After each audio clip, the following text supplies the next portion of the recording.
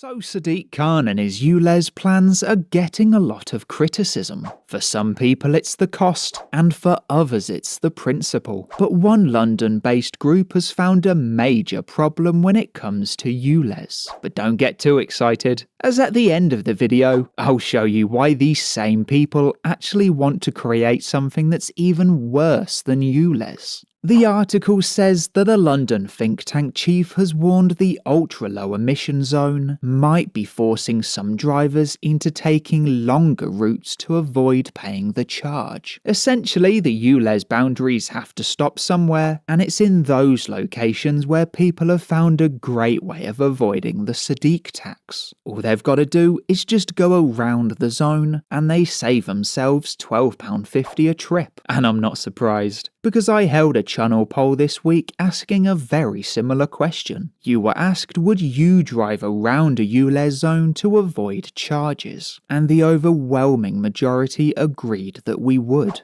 I will just add for context that I didn't mention any distances in the poll, and obviously distance and inconvenience is going to be a factor here. So maybe if I would have put that, maybe it would have been 99% agreement. But again, the overwhelming majority of us are in agreement. We would drive around the ULEZ zone, and we would take a decent sized detour just to avoid paying the unethical £12.50. And on top of this, it also increases the journey length and time, increasing the emissions from vehicles, ironically undercutting any improvement that the mayor likes to claim. However, it seems like Sadiq Khan and his think tank are actually hinting at something even worse. Because the London-based group said that they would support the introduction of a more sophisticated road user charging scheme in London. They say that they would capture the true cost of journeys, and apparently it would be a simpler, smarter and a fairer plan for all Londoners. But I really believe that this particular language is referring to the controversial pay per mile scheme, where the government quite literally charge you based on your distance. After all,